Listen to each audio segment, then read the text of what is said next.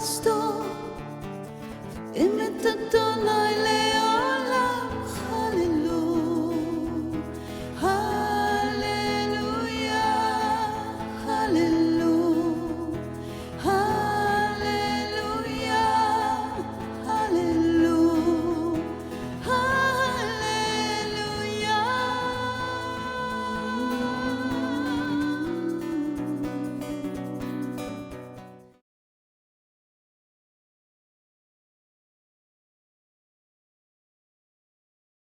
Shalom, shalom et bonjour de Montréal, je vais dire, où j'enregistre cette émission parce que ça va changer plus tard ce printemps. Mais c'est un grand privilège.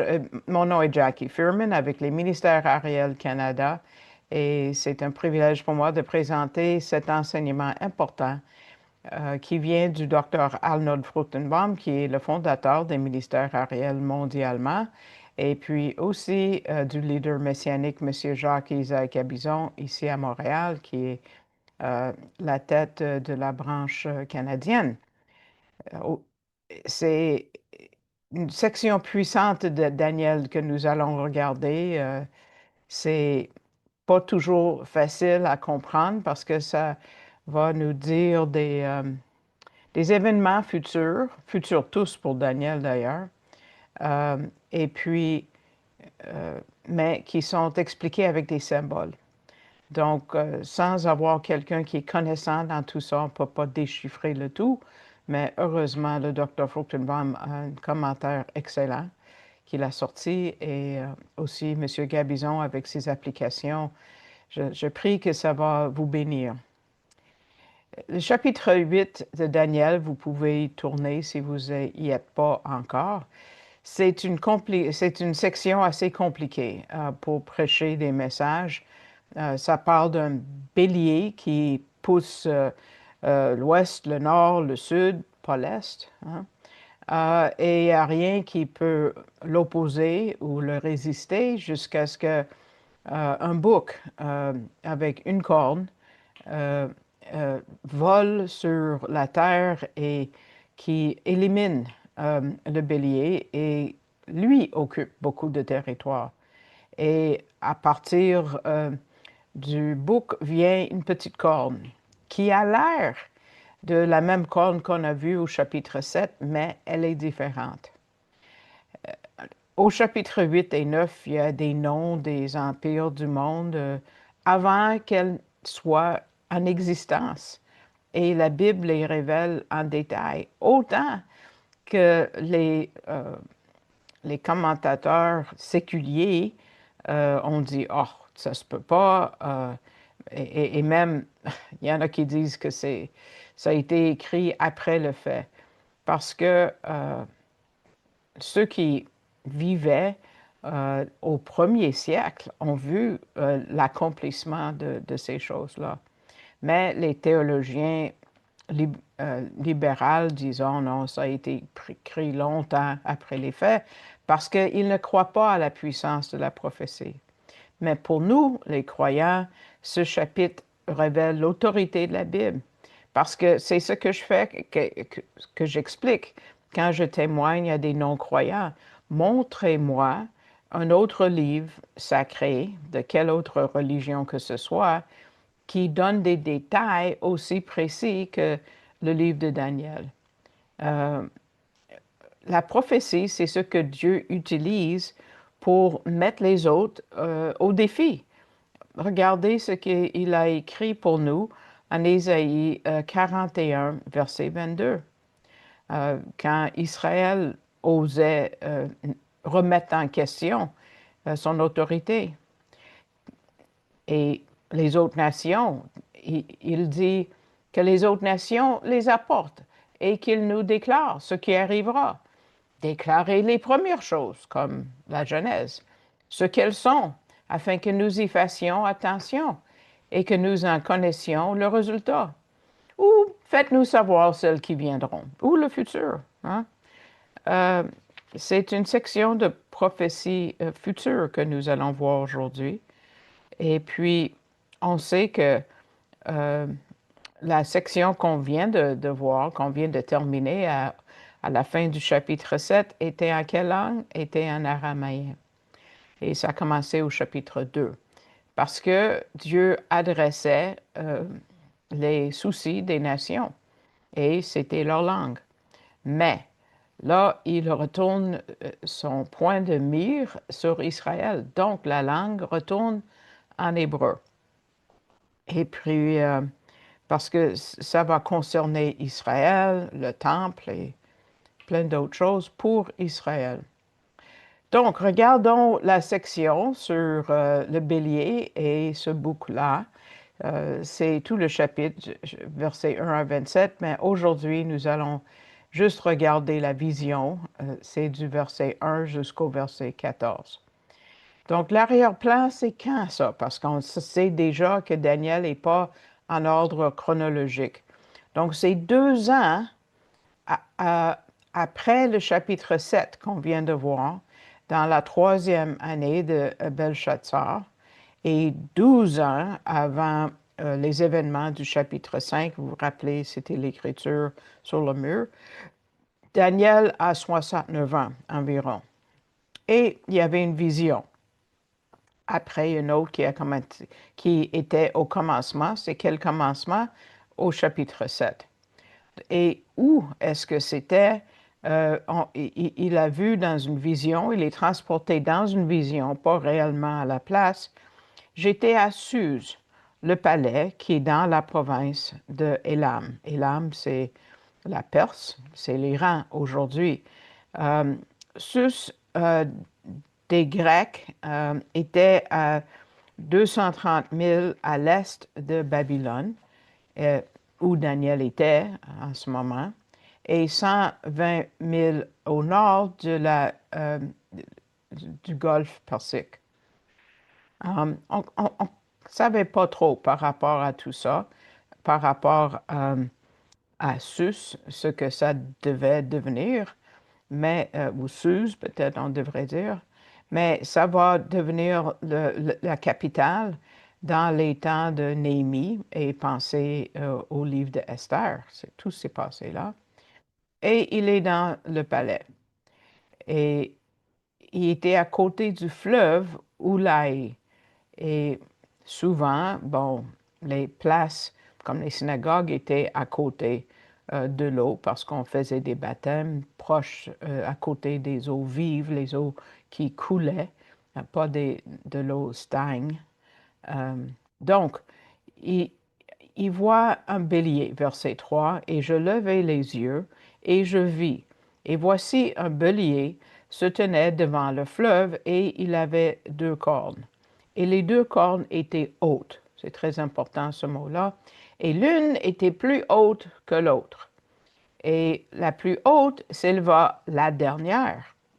Donc, il y avait comme un aspect chronologique. Il y a vu 2 cornes sortir, puis une s'est levée plus tard et plus haute.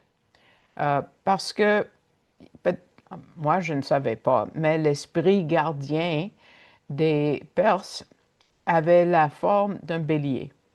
Je ne savais pas ça.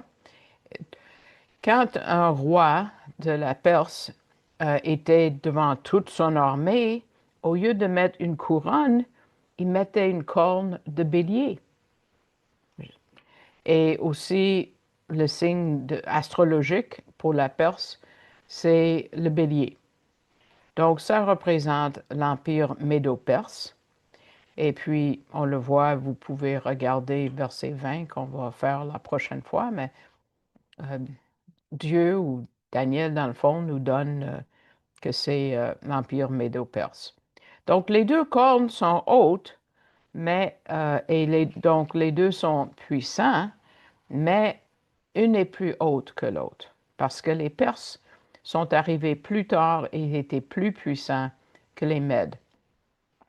Parce qu'avant que Cyrus vienne en pouvoir, euh, la Média avait déjà été une puissance majeure, et parce qu'ils ont aidé euh, euh, Babylone à mettre bas les Assyriens, parce que les Assyriens avaient le pouvoir et ensuite Babylone. Donc, ils étaient là au début. Donc, ça c'était dans l'année 612 avant Jésus-Christ. Et vous vous rappelez, quand on parle de la Médo-Perse, c'était les deux bras et la poitrine d'argent dans euh, le statut qu'on a vu au chapitre 2, ou qu'on a vu plus tard au chapitre 7, l'ours qui était sur un côté. Et regardons le verset 4. Je vis le bélier heurtant vers trois directions, l'Occident et vers le nord et vers le sud, qui est le midi, et aucune bête et pas l'est, et aucune bête ne pouvait tenir devant lui, et il n'y avait personne qui pût délivrer de sa main. Et il fit selon son gré et devint grand. Donc, trois directions. Il y avait l'Occident, euh, Babylone, la Syrie, l'Orient mineur, vers le nord, quand on pense à la mer Caspienne, Arménia par exemple. Le sud, on pense toujours à l'Égypte, mais aussi l'Éthiopie plus au sud. Mais pas de conquête vers l'est. Donc, Dieu lui a donné à cet empire la puissance et aucune bête et aucune autre pouvait se mettre debout devant lui. Personne ne pouvait délivrer de sa main. Mais donc, ensuite, on a un bouc, versets 5 à 14. Donc, ça va finir le chapitre pour nous et la session aujourd'hui. Et on voit son apparence, que c'est un bouc, un chèvre mâle. Et surprise, surprise, le signe astrologique pour la Grèce aussi, c'était un bélier. Donc, OK, ou un bouc si vous voulez. Donc, ça dit qui venait du couchant, ça veut dire de l'Occident où le soleil couche. Donc, ça, c'est la Macédoine et la Grèce, qui est à l'ouest de Élam ou de la Perse, ou de l'Iran, si vous voulez. Et il venait sur la face de la terre, toute la terre, dans le sens que Dieu lui a donné toute la terre. Ils n'ont pas pris toute la terre, mais ça a été donné quand même, il aurait pu. Et ça revolait et ça touchait pas par terre. Et il y avait une corne de grande apparence entre ses yeux. Donc, on voit encore quelque chose de haut qui est facilement vu, qui frappe l'œil tout de suite, on le voit tout de suite. Et littéralement, ça veut dire une corne de vision. Et ça représente les Grecs ou l'Empire helléniste. Et si vous regardez le verset 21 du chapitre, ça dit le roi de Javan. Mais si tu regardes la Bible du Semeur, ça dit la Grèce, parce que c'est ce que Javan ne veut rien dire pour moi, donc j'ai cherché dans d'autres traductions.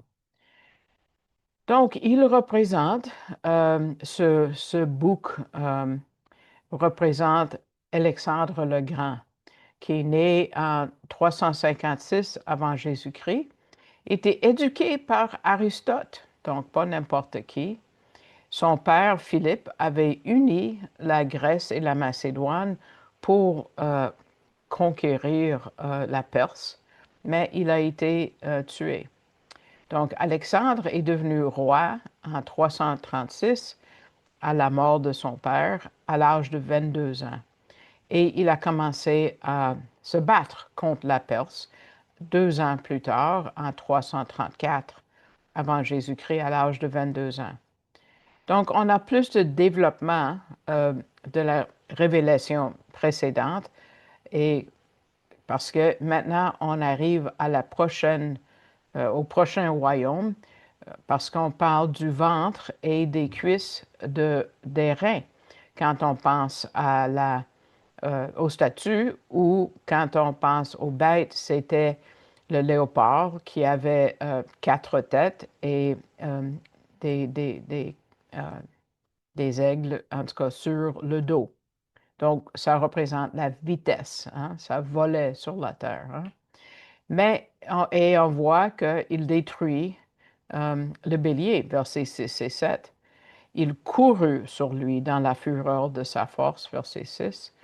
Euh, et je peux vous donner les détails historiques, mais est-ce que c'est important? Il y avait un certain nombre de soldats qui ont traversé quelque part et sont entrés en Perse. Et, et là, ça a rendu les Grecs en fureur. Euh, Parce que les Grecs étaient en fureur à cause de l'invasion de Xerxès, qui était à peu près, en tout cas, 50 ans avant. Donc, Alexandre le Grec s'est vengé par rapport à l'invasion de Xerxès. Et verset 7, on voit que le bélier tombe. Et je le vis arriver tout près du bélier, et il s'exaspéra contre lui, et frappa le bélier, et brisa ses deux cornes, les Mèdes et les Perses, et le bélier fut sans force pour tenir devant lui. Et il le jeta par terre et le foula aux pieds, et il n'y eut personne qui pût délivrer le bélier de sa main. Donc, ça, c'était une bataille qui est arrivée en 334 et qui a libéré les villes grecques des Perses. Et bon, ça a brisé les deux cornes, donc il y a eu d'autres batailles et les Médo-Perses ont cessé d'exister comme empire. Et il y avait pas de puissance dans le bélier, il ne pouvait plus se mettre debout. Il y avait des batailles en 331. Donc, tout ce qui était médo-perse maintenant appartenait aux Grecs, à Alexandre. Et puis, Alexandre est allé à traverser jusqu'à l'océan de l'Inde, retourné à Babylone, et là, la conquête de Perse était complète. Mais là, il y avait une division, verset 8.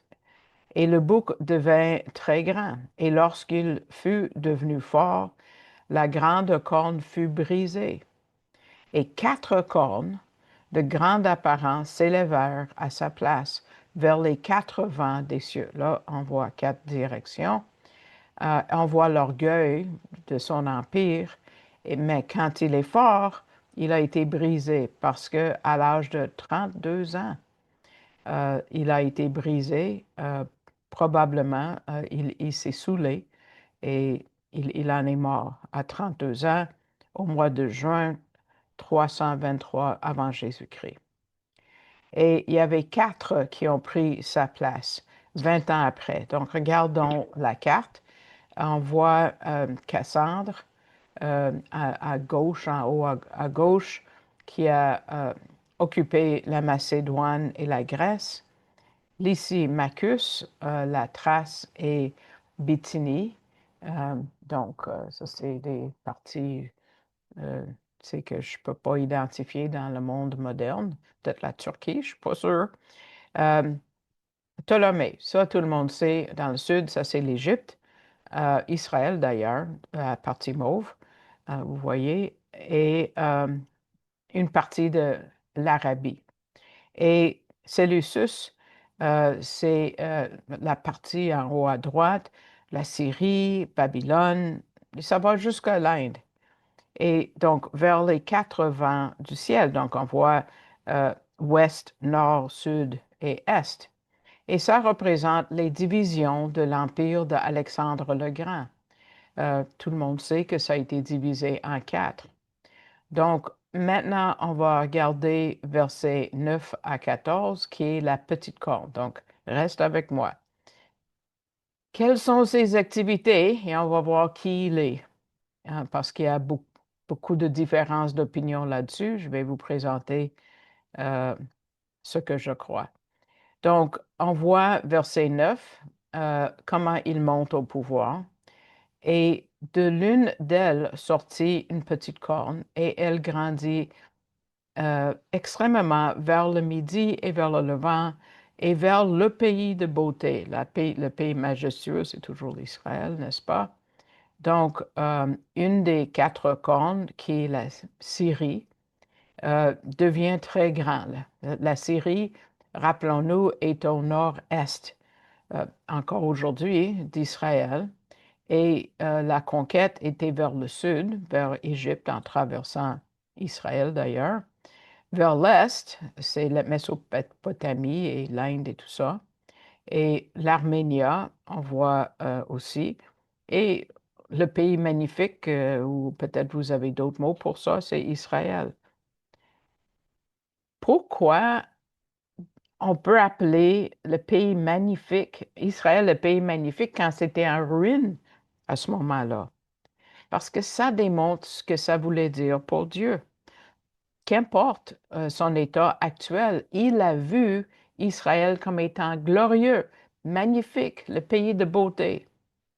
Monsieur Gabizon vous fait penser que c'est comme ça qu'il nous voit aujourd'hui. Il voit ce qu'il y a de mieux en nous et il voit comment nous allons être, c'est-à-dire glorieux ou glorifiés. Israël n'était pas glorieux à ce moment-là, mais Israël va être glorieux quand Jésus reviendra et bâtira son royaume messianique, qui va même englober le Liban à ce moment-là. Parce que Dieu voit loin, parce que Dieu voit tout en même temps. Donc, si la Syrie est au nord-est et l'Égypte est au sud, ouest ici, qu'est-ce qui est entre les deux? C'est Israël. Oups, voilà. C'est difficile avec le zoom. C'est Israël qui est entre les deux. Et donc, après avoir vaincu l'Égypte en 143, non, excusez-moi, donc ça devient un terrain de guerre, Israël qui est entre les deux. On voit que, premièrement, Égypte a été pris, ensuite Jérusalem. Et où est-ce qu'on voit ça? Là, on va se plonger dans un livre qui n'est pas dans les Écritures, qui n'est pas inspiré. C'est un livre d'histoire, comme quand on regarde les écrits de Flavius Joseph. Il était historien. Le livre des Maccabées est dans les livres, ce qu'on appelle apocryphes. On a choisi de mettre les citations des Maccabées pour cette étude dans le français courant, mais c'est pas dans la Bible, c'est pas inspiré, c'est pas la parole de Dieu, c'est rien qu'un livre d'histoire quelconque, OK? C'est comme si je mettais, je sais pas moi, un livre commun que tout le monde connaît euh, dans un langage plus facile à comprendre. C'est un livre d'histoire, on a le droit, c'est pas la parole de Dieu.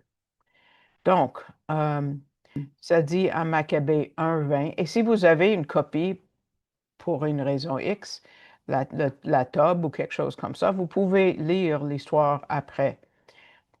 Chapitre 1, verset 20, ça dit, après avoir vaincu l'Égypte en 143, disons que c'est avant Jésus-Christ, ça ne le dit pas, mais je ne vais pas le répéter chaque fois, Antiochus revint sur ses pas. Parce que là, il était au sud et là, il retourne vers la Syrie en passant par Israël. Il se dirigea vers Israël et marcha sur Jérusalem avec sa puissante armée. Donc ça, c'est une attaque contre les Juifs, évidemment. Est-ce que l'Église existait à ce moment-là? Pas du tout, non. Parce que ça dit, verset 10, c'est ça qui fait penser les gens que c'est l'Église, verset 10, et elle grandit jusqu'à l'armée des cieux. Où? Est-ce que c'est des anges? Est-ce que c'est l'Église? C'est qui? Et il fit tomber à terre une partie de l'armée des étoiles. Est-ce qu'on peut faire tomber d'autres anges? Est-ce qu'on peut faire tomber l'Église? Et il les foula aux pieds. Wow! OK. D'abord, euh, les cieux représentent qui? C'est Dieu, évidemment. Et on voit l'armée des cieux. Des fois, quand il parle de l'armée des cieux, ça parle des anges. D'autres fois, c'est Israël. Où ça, Jackie? Bon, si vous regardez Genèse 15 dans l'Alliance abrahamique, vous savez que Dieu a dit à Abraham, vos descendants vont être aussi nombreux que les étoiles. Mais regardons Exode 12, 41, et ça va peut-être vous surprendre, parce qu'on va parler de l'armée de l'Éternel. Exode 12, 41, et il arriva au bout des 430 ans, évidemment, d'esclavage en Égypte, il arriva en ce même jour que toutes les armées de l'Éternel sortirent du pays d'Égypte. Donc, c'est les Juifs, n'est-ce pas? Les anges n'étaient pas en esclavage en Égypte et certainement pas l'Église. Donc, la persécution des Juifs euh, euh, était contre la volonté, évidemment, des anges qui les protègent. Euh, on sait ça, on va le voir plus tard au chapitre 12, verset 1 de Daniel. Et il a pu conquérir, il a pu tuer, si tu veux, certains Juifs. C'est vérifié, si vous voulez, ou on en parle dans le livre des Maccabées. Là, ça va être notre temps d'histoire avec ma tante Jackie parce que je vais vous lire beaucoup. Vous allez pouvoir le lire vous-même aussi, mais je vais vous lire surtout pour ceux qui sont au téléphone. Donc, on commence avec Maccabée, 1 Maccabée, chapitre 1, verset 29, et on va lire beaucoup jusqu'à 32 ici. 2 ans plus tard, le roi envoya dans les villes de Juda un officier chargé, on va parler de persécution des Juifs, hein? Donc cherchez ça, de prélever les impôts. Celui-ci se rendit à Jérusalem avec une forte armée. Il prononça des paroles de paix par ruse et la population lui fait confiance. Soudain, il lança son armée contre la ville, lui porta un coup terrible et tua de nombreux Israélites. OK, c'est ça. On vient bien de lire dans le verset. Il pilla la ville, y met le feu et détruisait ses maisons et ses murailles. Les soldats amenèrent les femmes et les enfants et ils se partagèrent le bétail. Au verset 37 et 38 de 1 Maccabée 1, ça dit, ils répandirent le sang des personnes innocentes autour du lieu saint qu'ils ont ainsi souillé. On sait que c'est le temple, évidemment. Ils obligèrent les habitants de Jérusalem à fuir. La ville devint une colonie d'étrangers, une ville étrangère pour sa propre population, obligée de l'abandonner. Ensuite, au verset 41 et 42, alors le roi Antiochus ordonna par écrit à tous les gens de son royaume de former un seul peuple. Et d'abandonner leurs coutumes particulières. Dieu nous a donné des coutumes particulières, les Juifs. Les populations païennes se conformèrent à l'ordre du roi. Mais regardons versets 48 et 40, jusqu'au verset 50 ici. On n'avait plus le droit d'être juif. Ils n'avaient plus le droit de circoncire leur fils. Ça, c'est l'alliance abrahamique, c'est pour les Juifs encore aujourd'hui. Ils devaient se souiller par toutes sortes de pratiques abominables. Il fallait qu'ils en arrivent à oublier la loi de Moïse et à changer toutes leurs coutumes. Celui qui désobéirait à la volonté du roi serait puni de mort. Et on voit l'application, évidemment, au verset 60 et 61. On mettait à mort, encore selon l'ordre du roi, les femmes qui avaient fait circoncire leurs enfants par obéissance, avec leurs bébés pendus à leur cou. On exécutait également leurs familles et ceux qui avaient procédé à la circoncision. Quelle horreur! Et finalement, le verset 64 de 1 Maccabée 1, la colère divine pesait alors lourdement sur Israël. Ouf! On a souffert énormément à cette époque-là. Et là, on arrive à un terme que nous voyons Jésus répéter, l'abomination de désolation, au chapitre 8 de Daniel, versets 11 et 12. On parle d'un être qui est orgueilleux, qui se réclame d'être Dieu, et c'est Épiphane, qui veut dire Dieu manifeste. Antiochus Épiphane, OK? Et ça dit jusqu'à la prince des armées célestes. Qui sont les armées célestes? On a déjà dit que c'est Israël. Et qui est le prince d'Israël? C'est le grand prêtre.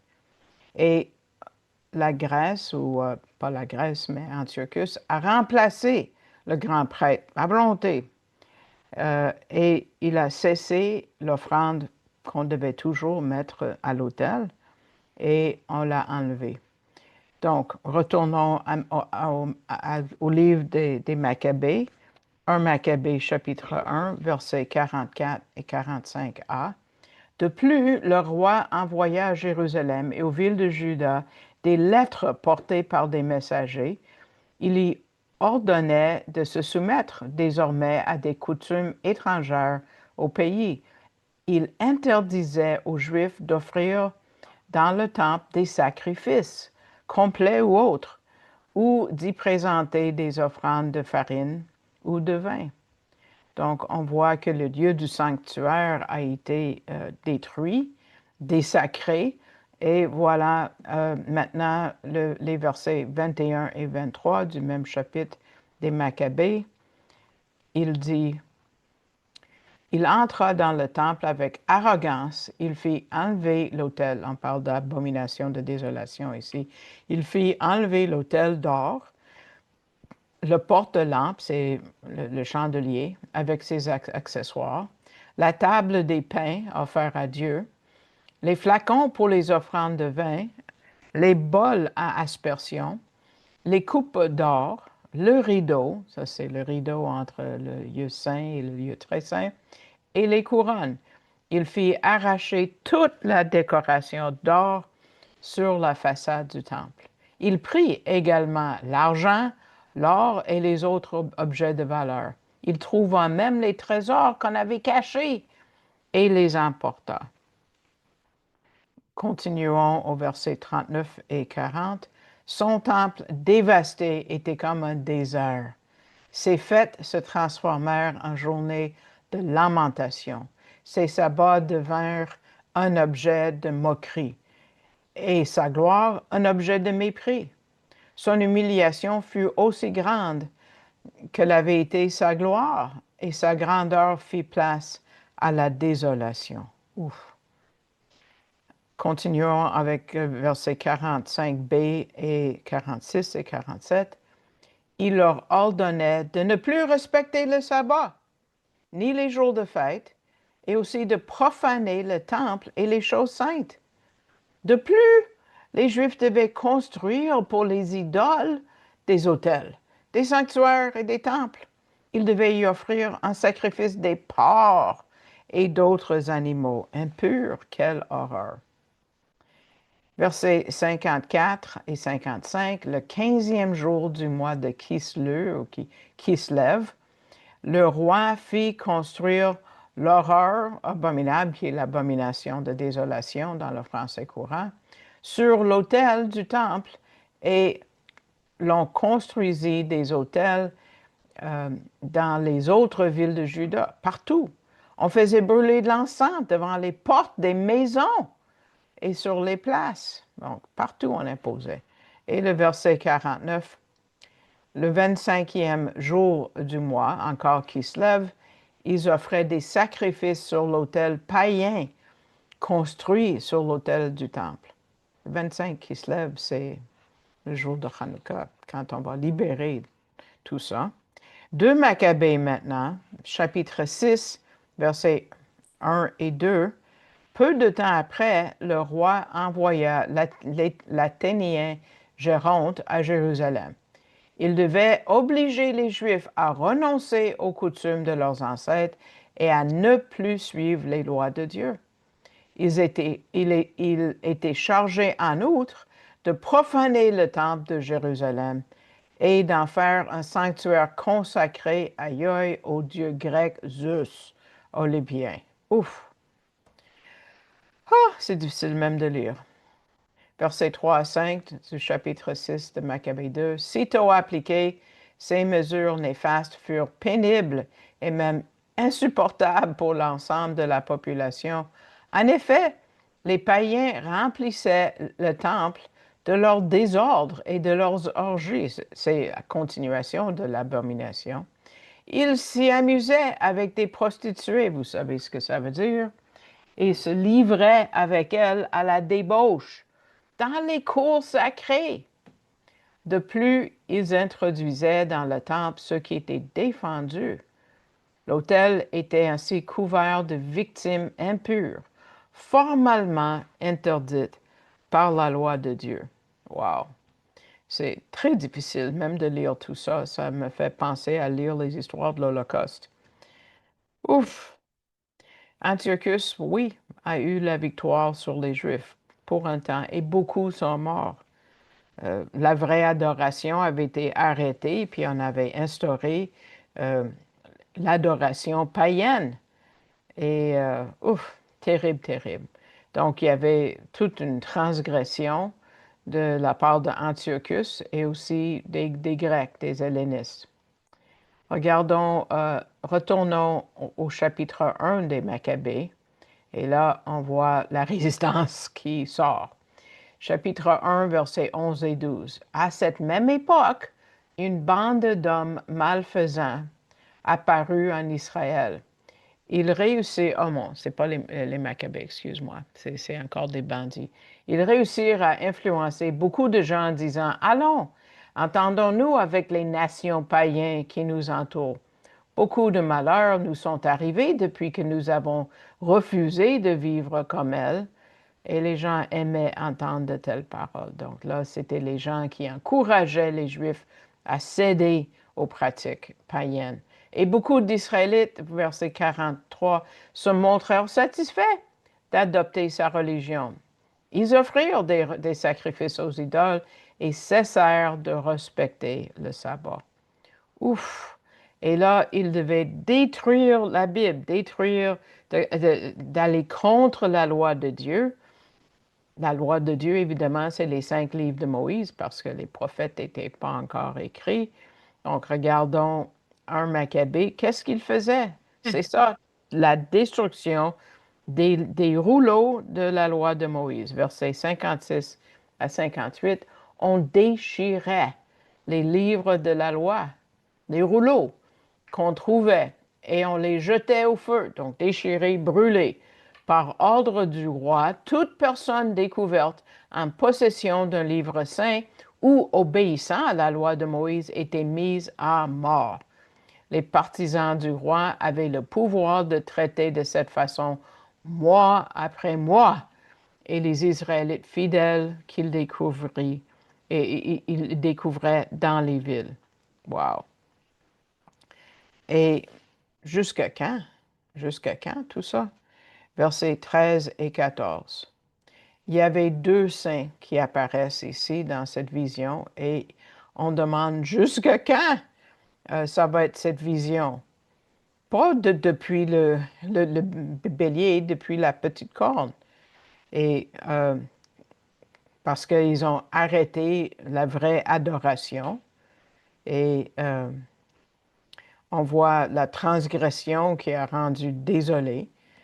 Et pour donner le sanctuaire, le temple, d'être détruit, d'être empiétiné.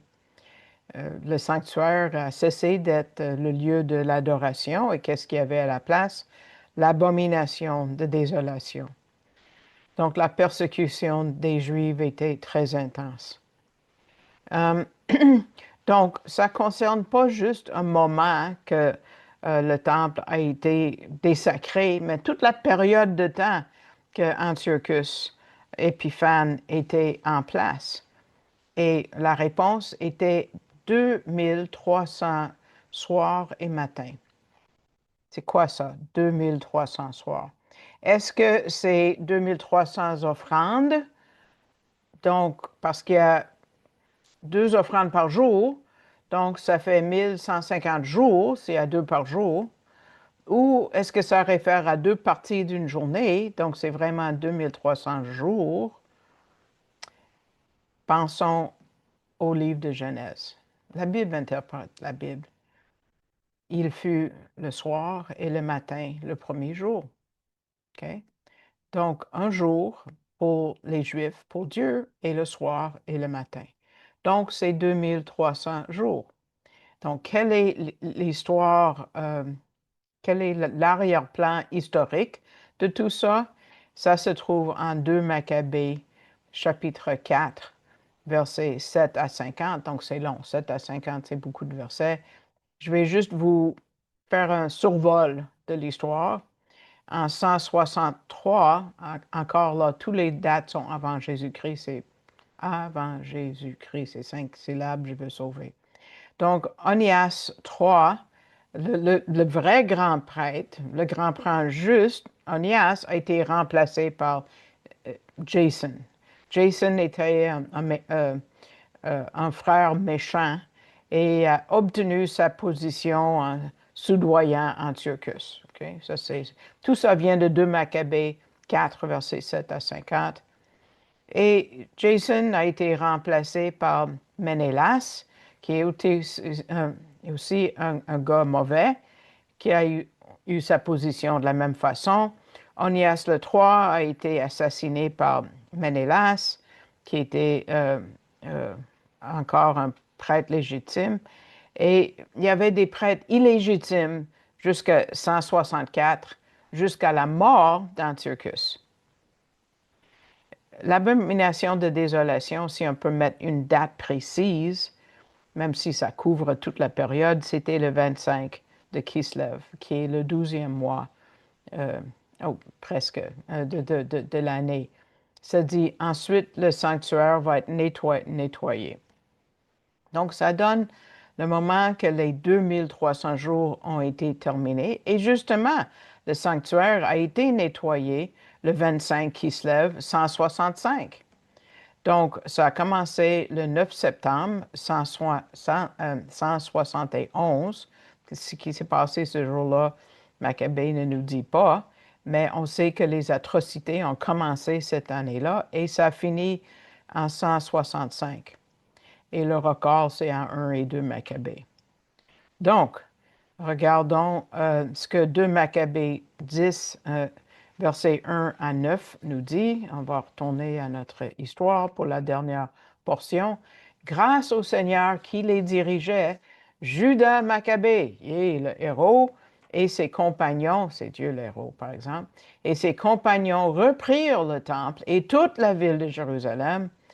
Ils détruisirent les autels que les étrangers avaient construits sur la place publique, ainsi que les autres lieux de culte païens.